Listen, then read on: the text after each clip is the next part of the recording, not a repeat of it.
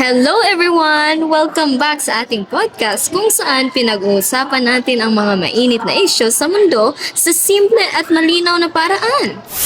At ngayong episode, pag-uusapan natin ang tumitinding tensyon sa pagitan ng United States at Iran.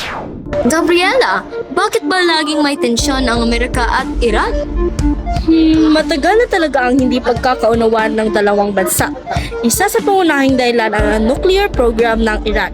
Pinaghihinalaan ng US na maaaring gamitin ito sa paggawa ng armas habang sinasabi naman ng Iran na para ito sa enerhiya at mapayapang layunin. Pero, recently, mas lumala ang sitwasyon dahil sa palitan ng mga pag-atake at banta, lalo nang madamay ang kaalyado ng US na Israel. At dahil dyan, mas naging komplikado ang sitwasyon sa gitnang silangan.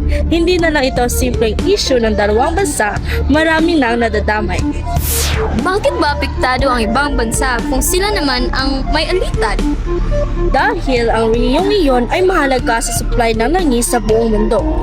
Halimbawa, ang Strait of Hormuz ay isa sa mga pinaka-importanteng daanan ng mga oil tanker. Kapag nagkaroon ng kaguluhan doon, maaaring tumaas ang presyo ng langis sa iba't ibang bansa. At kapag tumaas ang presyo ng langis, domino effect na iyon.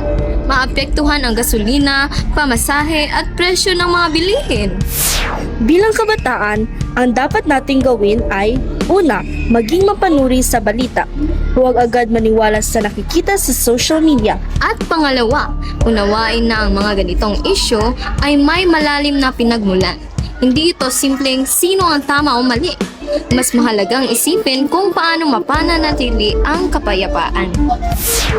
Yan ang ating talakayan tungkol sa kasalukuyang tensyon sa pagitan ng United States at Iran. Maraming salamat sa pagkikinig.